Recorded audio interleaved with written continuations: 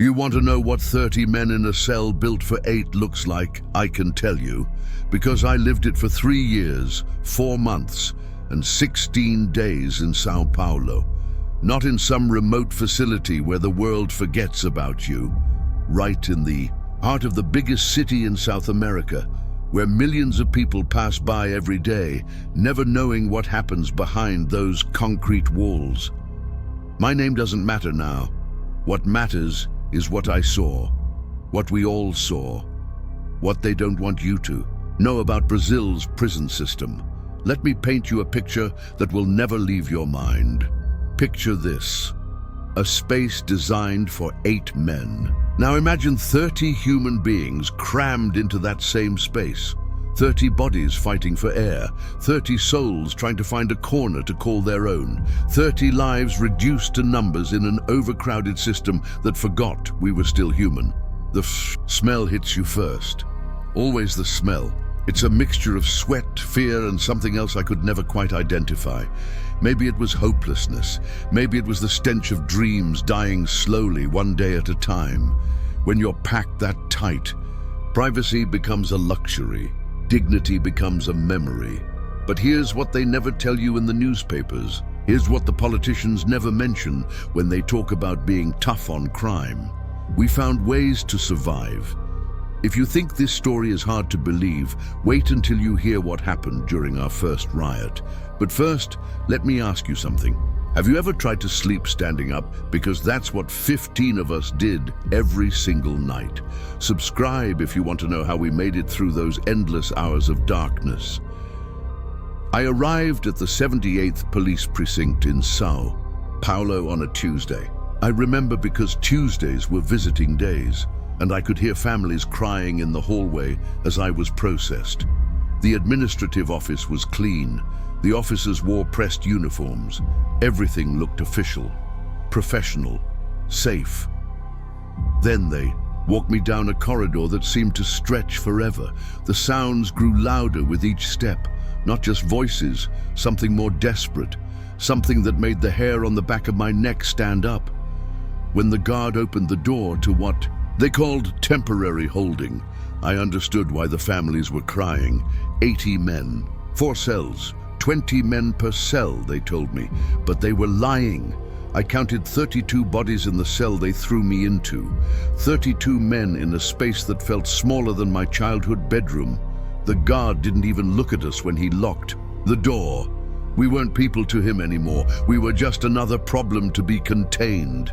"Welcome to hell," whispered the man closest to the door.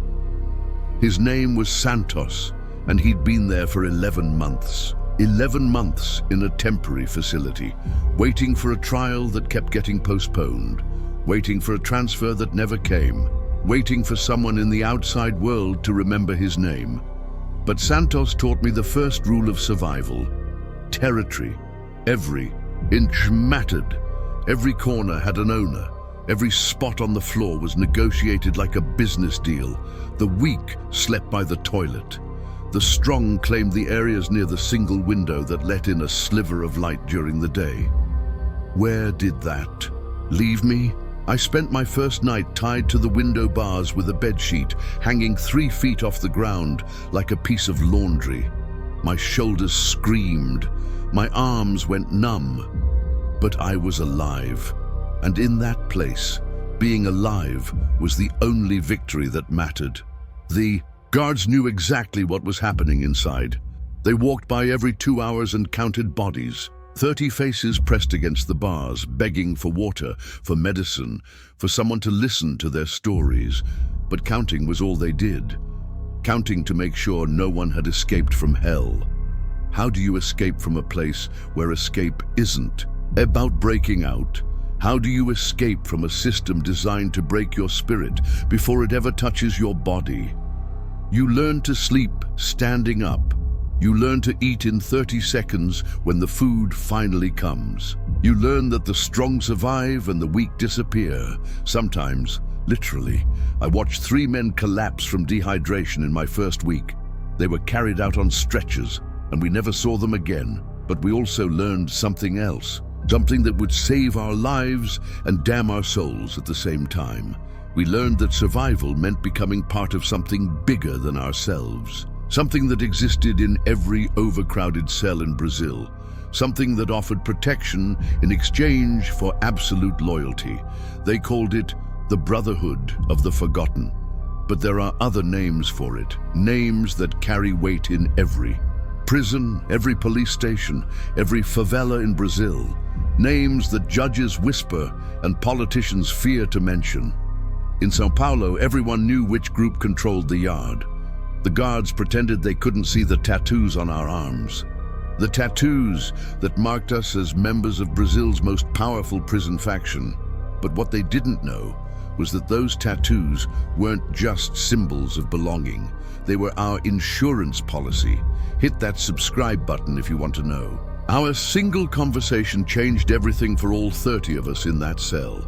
His name was Juca, and he'd been inside for 7 years. 7 years moving between facilities, police stations, and prisons across Sao Paulo state.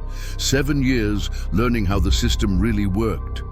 When he was transferred to our overcrowded cell, he brought something more valuable than food or cigarettes.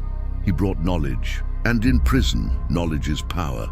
Listen carefully, he whispered to me on his second night. Tomorrow things are going to change in here. But first you need to understand something about numbers.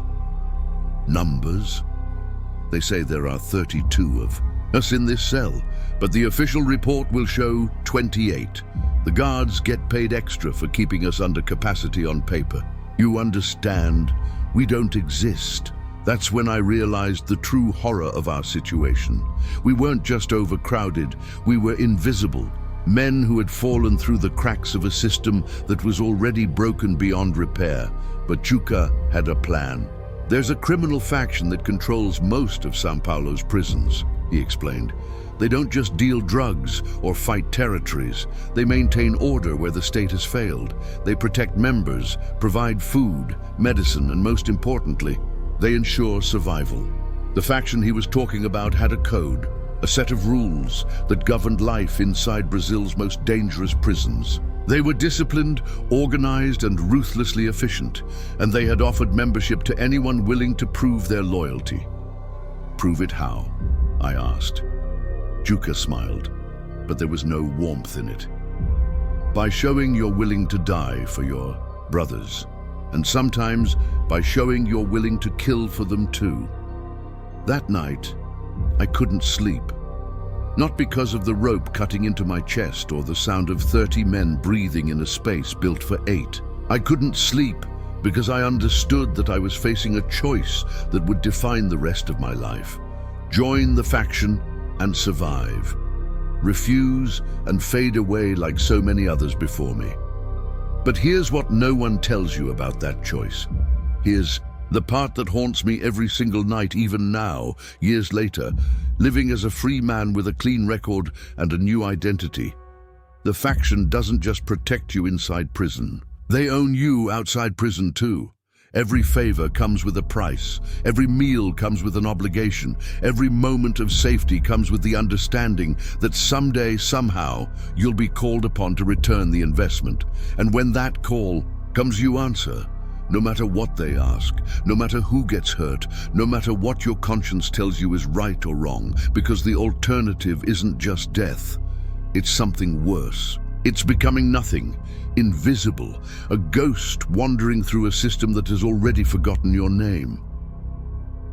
The next morning, Juca introduced me to 3 other men who were already members of the faction. They didn't look like criminals. They looked like teachers, mechanics, fathers, men who had been swept up in a justice system that moved too slowly and punished too harshly. We take care of each other, one of them explained. Food, protection, medicine when someone gets sick. But more than that, we maintain respect, dignity. We don't let this place turn us into animals. It sounded noble. It sounded like survival. It sounded like the only rational choice a man could make in an impossible situation. So I said yes. That afternoon, they gave me my first assignment. Not violence, like I had expected, something much more dangerous. They wanted me to write letters. Letters, you're thinking. How dangerous could letters be? Let me tell you about the most dangerous thing I ever did in prison. It wasn't fighting, it wasn't dealing, it wasn't even protecting territory from rival groups. It was putting pen to paper and telling the truth about what was happening inside that cell. The faction had a network. Mothers, wives, girlfriends, lawyers, people on the outside who cared about the men rotting in Brazil's overcrowded prisons. But more than that, they had connections to journalists, human rights workers, and politicians who could shine a light on the conditions we were living in. Write exactly what you see, Juka instructed. Don't exaggerate, don't lie. The truth is horrible enough. So I wrote. Every day for 3 months, I documented life in that cell. I wrote about Marco, who had diabetes and was slowly dying because he couldn't afford insulin. I wrote about João, a 17-year-old kid who should have been in juvenile detention, but was trapped with 31 adult men because the system had lost his paperwork. I wrote about the riots. Oh God, the riots. You want to know what happens when 30 desperate men reach their breaking point? When the temperature hits 40 degrees Celsius and there's no ventilation? When the water stops running for 5 days straight? You get violence that makes the evening news look tame. It started with the food, always starts with the food. They brought us breakfast, rice, beans, and something they claimed was meat. Enough for 20 men, split between 32 bodies. Some of us hadn't eaten in 2 days. Santos, the man who'd welcomed me to hell, finally snapped. 7 months of watching stronger men take his portion. 7 months of going to sleep hungry while others ate. 7 months of invisible torture. That never makes it into the official reports. He grabbed the food container and threw it against the wall. "I'm done," he screamed. "I'm done being treated like an animal. I'm done pretending this is justice." What happened next lasted 6 hours and changed all our lives forever. The riot wasn't planned. It wasn't organized by any faction or criminal group. It was just 32 men who had reached the limit of human endurance. We didn't attack each other. That would have been suicide in such a confined space. We attacked the system that had put us there. We ripped apart everything that could be dismantled. Beds, sinks, toilet fixtures. We turned metal bed frames into weapons and concrete chunks into projectiles. Not to hurt anyone, but to make noise. To force the outside world to acknowledge that we existed. The guards called in reinforcements. Riot police with shields and tear gas. They didn't negotiate. They didn't ask what we wanted. They just waited us out. 6 hours of screaming. 6 hours of desperation echoing off concrete walls. 6 hours of human beings begging for someone, anyone, to remember that we were still alive. When it was over, 5 men were hospitalized. 3 were transferred to solitary confinement in other facilities. The rest of us were punished with 14 days of restricted food and no family visits. But here's what the newspapers didn't report. Here's what the official incident report never mentioned. The letters I had been writing were smuggled out during the chaos.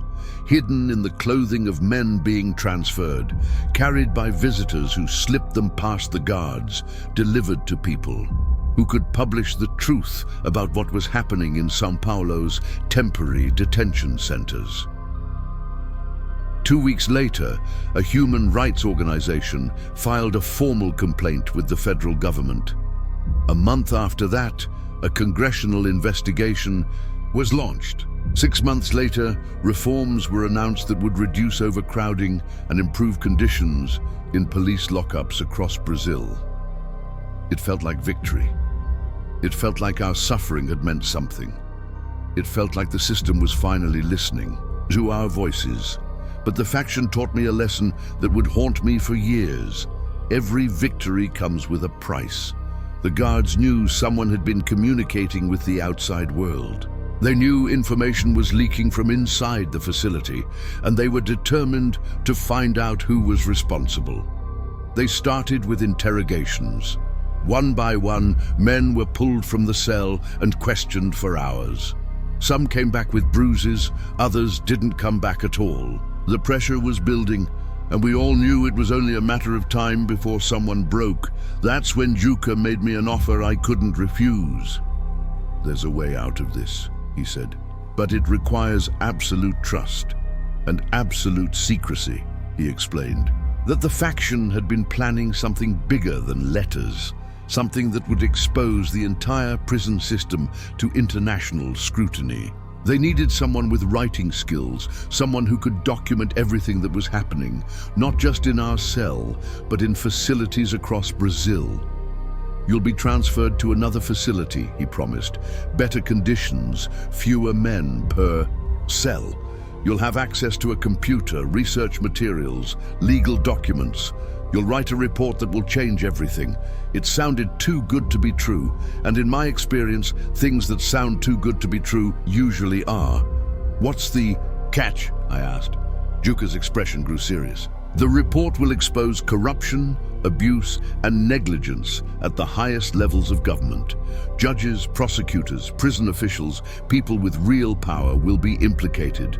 They'll try to stop us. They'll try to silence us. Some of us won't survive to see the report published." I understood what he was offering, a chance to make a real difference, a chance to expose a system that was destroying thousands of lives every year, a chance to transform our suffering into something meaningful. But I also understood what he was asking. He was asking me to become a target, to paint a bullseye on my chest and dare the system to take its best shot. 3 days later, I was transferred to the Depatri facility in São Paulo. The conditions were indeed better, only 18 men in a cell built for 12. I had access to books, writing materials, and even limited computer time. For 6 months, I researched and documented everything I could find about Brazil's prison crisis.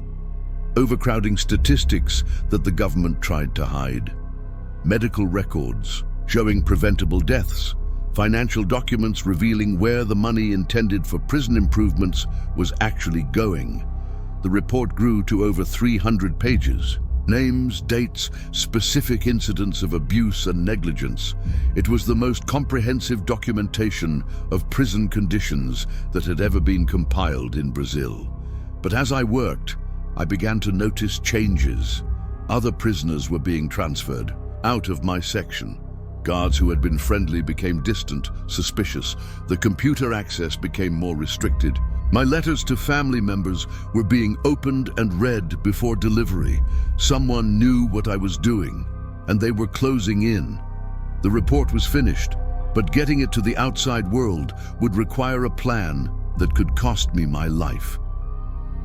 What I didn't know was that the faction had been planning something that would change not just my fate, but the fate of thousands of prisoners across Brazil. Make sure you're subscribed, because what happened next will shock you to your core. The plan was brilliant in its simplicity. On visiting day, families would arrive to see their sons, husbands, fathers. During the brief moments when guards were distracted, pages of the report would be transferred. Not all at once. That would be too obvious. A few pages hidden in letters, a section tucked inside a book, another part memorized and recited too. A visitor who would write it down later. Over the course of 2 months, the entire report was smuggled out piece by piece, delivered to lawyers, journalists, and human rights organizations who knew how to use the information effectively. But the faction had a bigger plan. The report was just the beginning.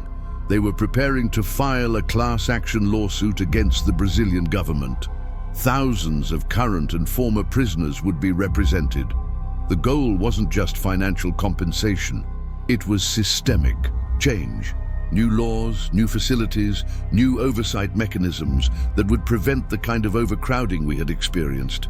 I should have felt proud. I should have felt like I was part of something historic, something that would improve conditions for countless men and women trapped in Brazil's broken justice system.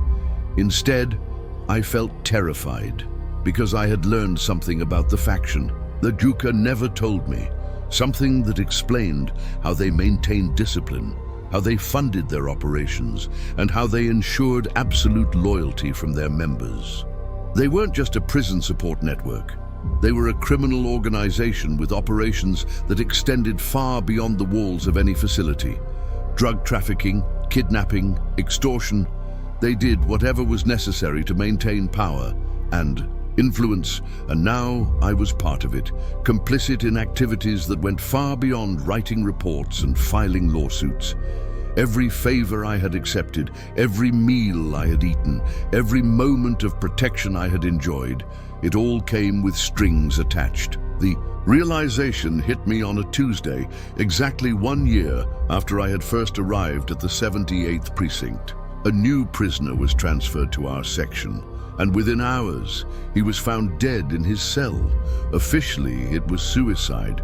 Unofficially, everyone knew he had been killed because he had tried to provide information to police about faction activities. That could be me, I realized. If I ever tried to leave, if I ever refused an order, if I ever became a liability instead of an asset, I was trapped. Not just by the overcrowded cells or the indifferent guards or the broken justice system. I was trapped by my own choices, by the alliances I had made in desperation, by the moral compromises I had accepted in exchange for survival. 2 weeks later, I was called to a meeting with 3 faction leaders I had never seen before. High-ranking, members who operated from outside the prison system. Men who looked like businessmen but spoke with the authority of generals commanding an army. "Your report has been very useful," one of them said. "The lawsuit is moving forward. Media attention is building. Politicians are being forced to respond. You've done excellent work. I waited for the but. There's always a but. But now we need you to do something more. Something that will ensure our message reaches the international community. Something that will force the government to take immediate action instead of making empty promises." They wanted me to organize an escape. Not for myself. That would be too obvious. But for 5 specific prisoners who were being held in maximum security facilities. Men who had information about government corruption that went to the highest levels. Men who could testify before international human rights tribunals about systematic abuse in Brazilian prisons. "It's not really an escape," they explained. "It's a strategic relocation. These men will be moved to safe houses where they can prepare their testimonies without fear of retaliation. They'll be protected until they can appear before the proper authorities." I knew they were lying. I knew these men would never appear before any tribunal. I knew this strategic relocation was just another criminal operation disguised as social justice. But I also knew that refusing meant death. Not just for me, but potentially for other faction members who might be considered guilty by association. The brotherhood that had saved my life was now demanding that I risk other lives to maintain my membership.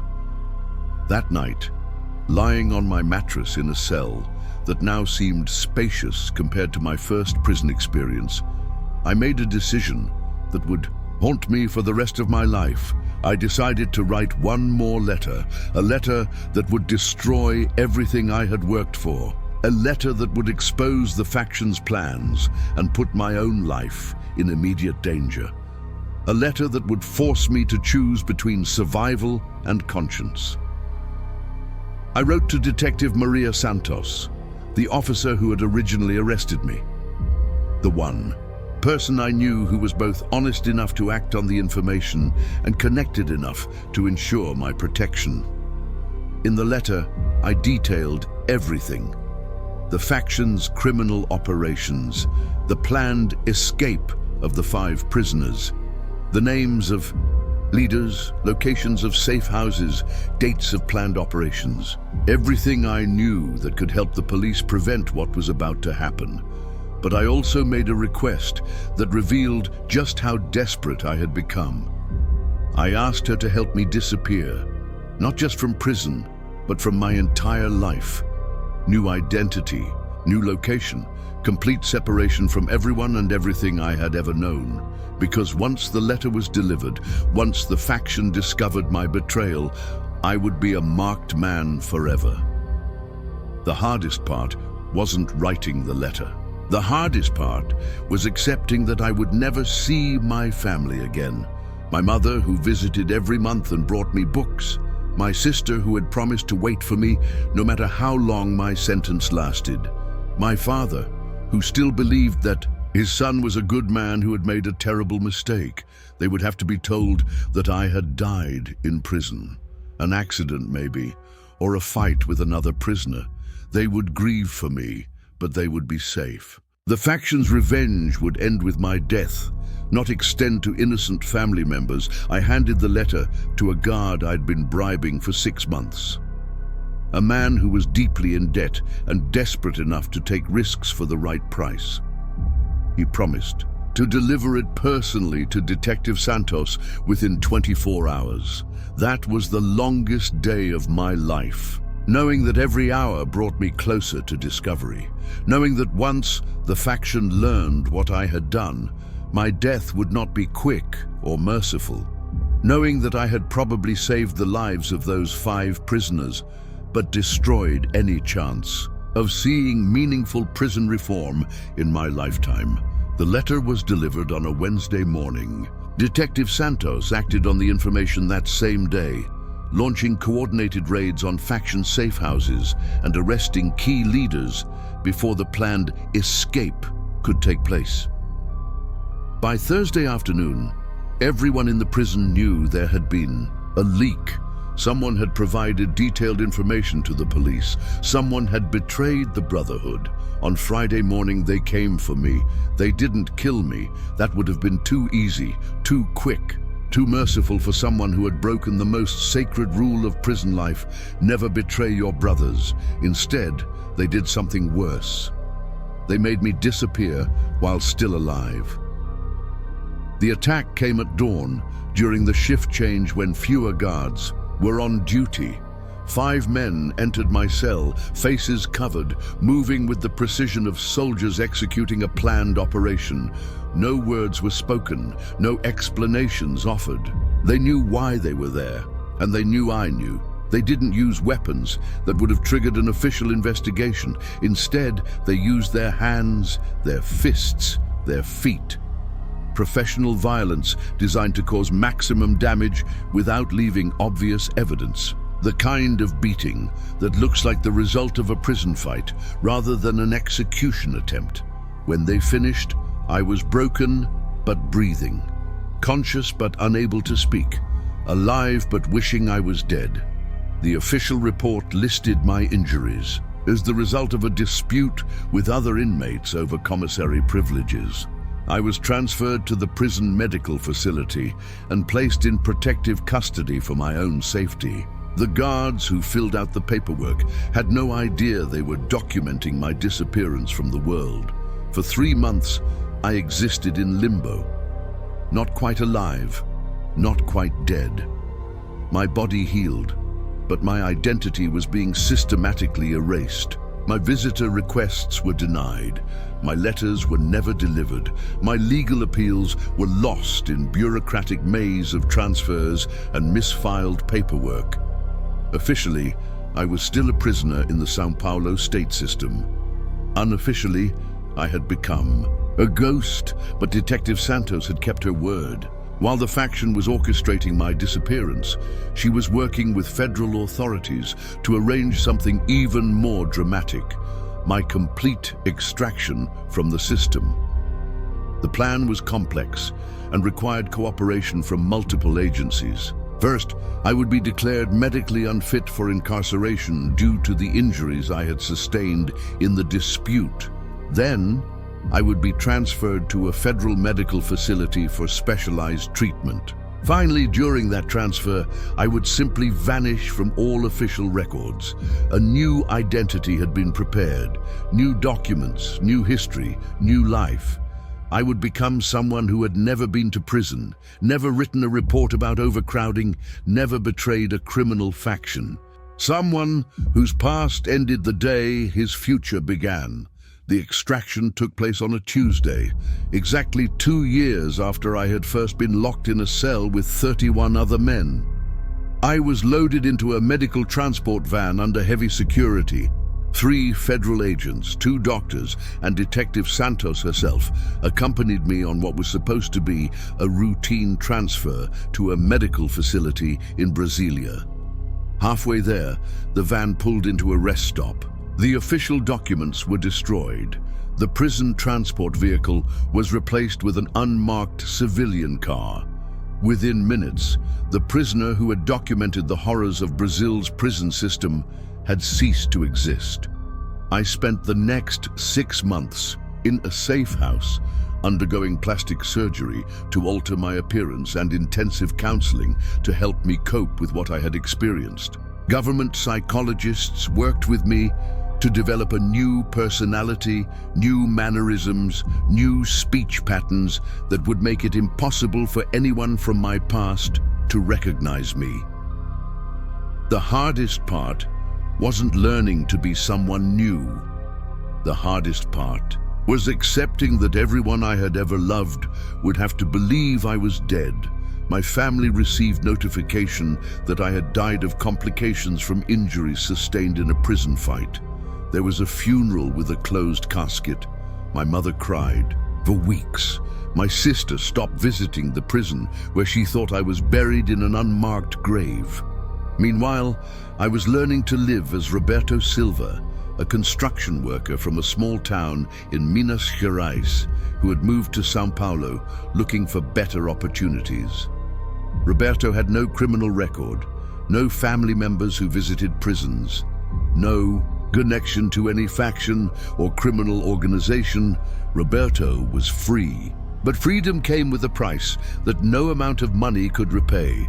I had to watch from a distance as the report I had written was published by human rights organizations. I had to remain silent as lawyers used my documentation to build cases against government officials.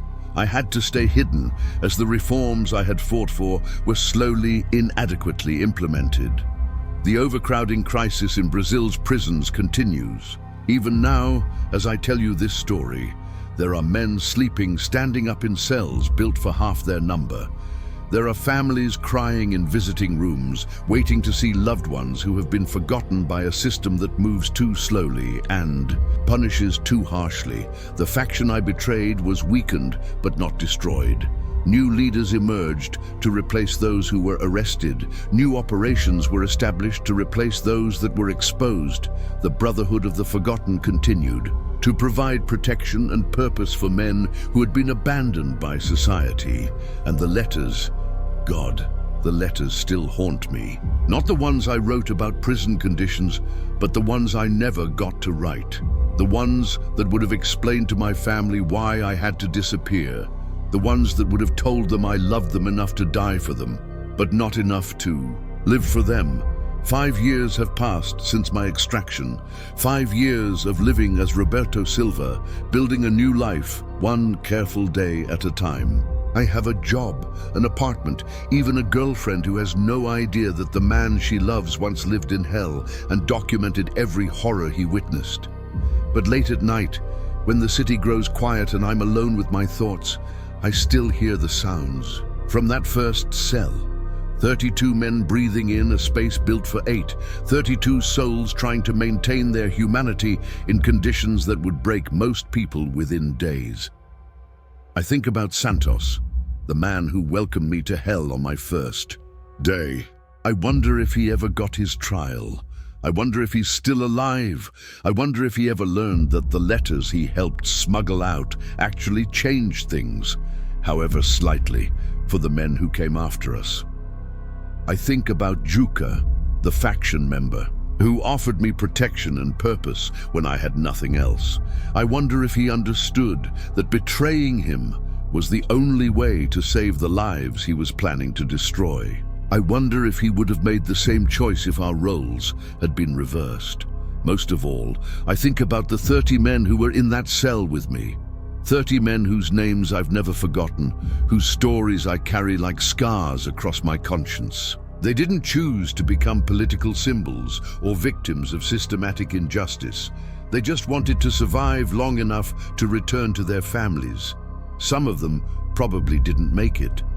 Some of them are probably still in the system, still fighting for space, still trying to maintain their dignity in conditions that deny human worth. Some of them might have joined factions like the one I betrayed, making the same desperate choices I made when survival was the only goal that mattered.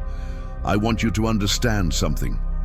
This story isn't about heroes and villains. It's not about good guys versus bad guys or justice versus corruption.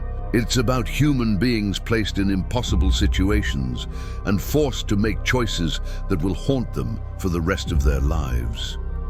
The faction that protected me was also a criminal organization. The system that failed me was also trying to maintain order in an impossible situation. The guards who ignored our suffering were also human beings trying to do a job that no amount of training could prepare them for. But here's what I want you to remember when you think about this story. When you read about prison riots in the news, or hear politicians talking about being tough on crime, or see statistics about incarceration rates in Brazil, remember that behind every number is a name. Behind every statistic is a story. Behind every policy decision are human consequences that extend far beyond the walls of any prison. The man I used to be died in that overcrowded cell. Not physically, but spiritually, emotionally, morally. The man I am now was born from the ashes of that death, and he carries the responsibility of telling this story so that maybe somehow things can change. Not quickly, not completely, but incrementally, one voice at a time, one letter at a time, one conscience at a time.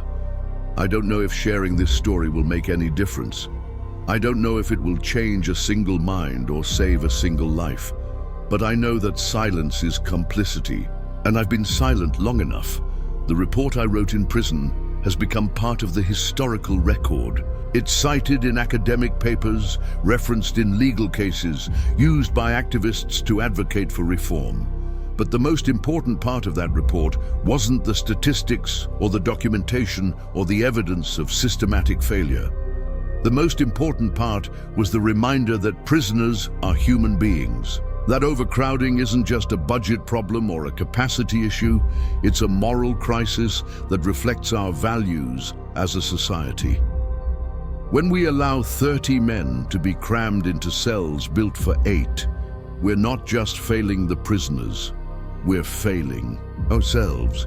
We're accepting that some human beings are disposable, that some suffering is acceptable, that some injustice is inevitable. I refuse to accept that. Even now, even after everything I've been through, even knowing the price of speaking out, I refuse to accept that this is the best we can do.